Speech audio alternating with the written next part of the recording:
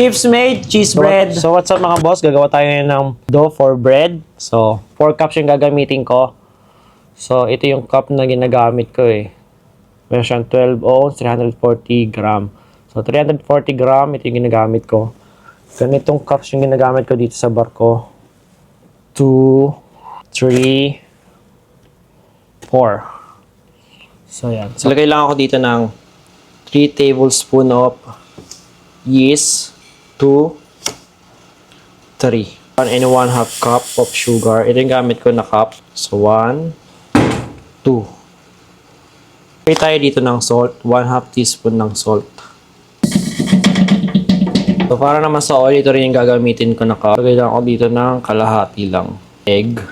Sasamahin ko na yan. Para naman sa milk and water, gagamit lang tayo ng 800 ml. Pero kailangan yung warm. So yan. Hatiin ko lang to. So kuha ko dito ng warm water. Lagay lang natin dito yung egg at saka yung oil. So yung mga boss, okay na yan.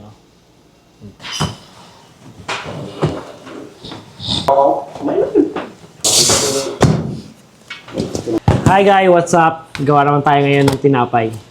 So gawa na ako dito ng dough. Para sa cheese bread toppings, meron tayo dito na 1 and 1/2 cup all-purpose flour or AFP. Yan. 1/2 cup of butter or margarine. 1/4 cup of powdered milk. 1/2 cup white sugar. 1 cup cheese. Kung meron kayong cheddar, yun ang gamitin nyo. Pero ang gamit ko ngayon is mozzarella. Gawin lang natin. Yan.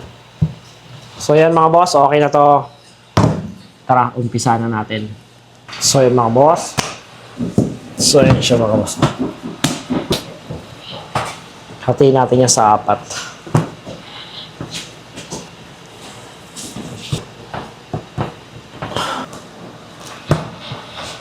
So yan mga boss.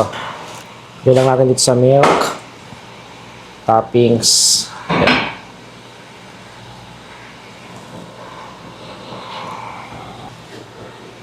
So yan mga boss, natapos na natin. Bali 2 pantong cheese bread natin. So tara, check natin. So yan mga boss, yung cheese bread natin.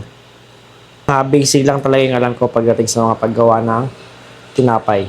So ibibigyan natin to for 15 minutes. Medyo mabagal yung oven natin and syempre minsan malakas din. So alalayan lang natin.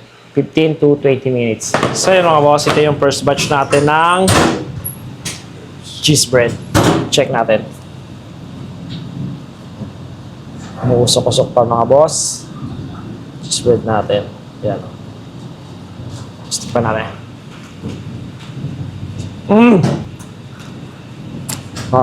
Palalo. Ingat. Chips made, cheese bread. So yun lang. Bon appetit.